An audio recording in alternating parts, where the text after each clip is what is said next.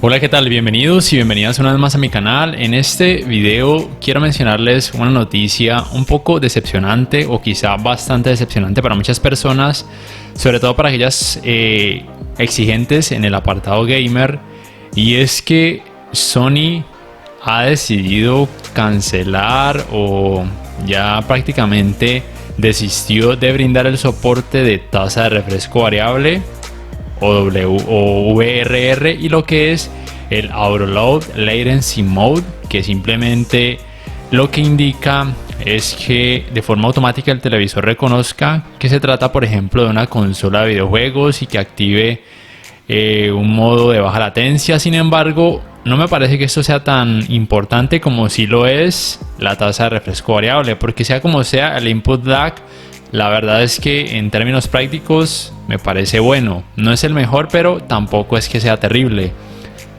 Pero en donde sí me parece una decepción total es que no incluyan la tasa de refresco variable y que jueguen con los sentimientos de las personas. Por ejemplo, aquí en la página de Sony, que está en japonés, la fecha dice 24 de diciembre de 2020 y se suponía que el X900H, o en este caso conocido como X9000H, que es prácticamente el mismo, sí iba a incluir la tasa de refresco variable y el modo automático de baja latencia.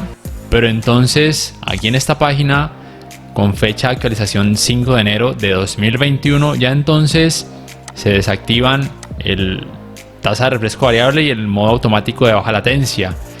Quiero mostrarles además este Twitter de un usuario que le escribe a la página ratings.com que han sabido acerca de que el X900H, o también conocido como XH90 o X90H, que han sabido si va a incluir o no lo que Sony había prometido de precisamente lo que era más importante, o lo que es más importante, que es la VRR o tasa de refresco variable.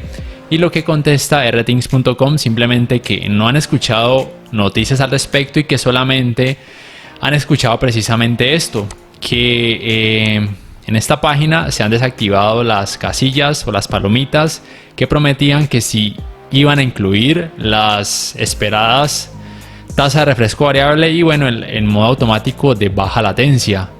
¿Qué opino yo al respecto? Bueno, para aquellas personas que son muy exigentes en el tema gaming, en temas de fluidez, y que compraron ya sea la PlayStation 5, la Xbox Series X o una tarjeta gráfica de PC ultra potente y que quieran reproducir los 120 Hz en 4K sin problemas al máximo con la tasa de refresco variable, probablemente ya este Sony X900H, que me parece en términos generales un muy buen televisor, probablemente ya no sea una buena opción. ¿De qué sirve tener tasa de refresco variable? Simplemente que la tasa de refresco del televisor se va a acomodar a los frames por segundo exactos que pueda proveer la fuente. En este caso, el videojuego reproducido a través de una consola o de un PC. Por ejemplo, si el videojuego tiene 120 fotogramas por segundo, pero como sucede a veces, los frames o fotogramas bajan, usualmente sucede en juegos en línea. Supongamos que baje de 120 a 119 o 118, un televisor que no tenga tasa de refresco variable probablemente no podrá empatar de forma exacta y tenga que bajar su tasa de refresco de 10 en 10 o de 20 en 20. Es decir, que no va a poder bajar de 120 Hz a 119 o 118. A veces ni siquiera es posible que pueda conseguir los 120 Hz estables, sino que tenga que bajar a 110 o quizá hasta 90 Hz. Entonces se va a notar la fluidez, que va a ser obviamente inferior. Y mucho cuidado, porque esto no solamente sucede en tasas de refresco altas de 120 Hz, también sucede de 60 Hz más o menos. Por ejemplo, cuando hice la comparativa que están viendo en pantalla entre el Q80T de Samsung a la izquierda y precisamente el Sony X900H a la derecha, en el Q80T se notaba mejor fluidez, como si el televisor pudiera mostrar más fotogramas por segundo. Se notaba más fluido, es precisamente porque el Q80T sí soporta tasa de refresco variable. Poniéndolo lado a lado sí que se nota la diferencia. Quizás si alguien utiliza solo el X900H y nunca, como en mi caso, ha tenido la oportunidad de comparar estos dos televisores, o por ejemplo también con el Q70T de Samsung, que también tiene tasa de refresco variable, probablemente el X900H le va a seguir pareciendo un muy buen televisor en temas de fluidez. Entonces, si esta diferencia se nota, o yo la noté utilizando solamente una Xbox One X, imagínense lo que se notaría con la Xbox Series X o con la PlayStation 5. Yo creo que en temas de fluidez la diferencia sería más remarcada y los televisores con tasa de refresco variable se llevarían por delante al Sony por mucha diferencia. Lo otro que tiene que ver y donde noté también problema es en otro tipo de contenido. Aquí por ejemplo tenemos al Q70T a la izquierda y al X900H a la derecha. El efecto de barrido era muy notorio en el Sony, sorpresivamente. Probablemente tenga que ver el hecho de que no tiene tasa de refresco variable, y si bien todos, como pueden notar, tienen ajustes para mejorar esto, en el Sony no pude por ninguna forma igualar los resultados del Q70T.